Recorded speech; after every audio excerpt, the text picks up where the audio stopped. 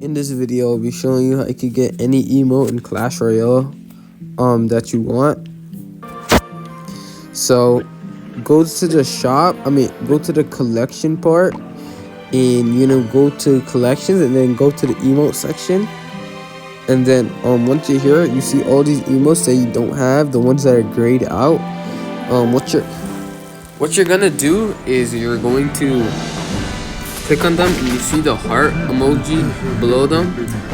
Press that, and it basically adds the emote to the wish list, right? So let's say I want this emote. This emote's pretty cool.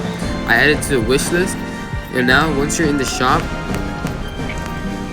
you see these emotes over here. It's gonna make it more likely that you get the emote in the shop, cosmetic shop. So you just save up 250 gems, and once you see the emote in the cosmetic shop, you just buy it. And yeah, that's basically it. I'll see you guys in another video. Bye.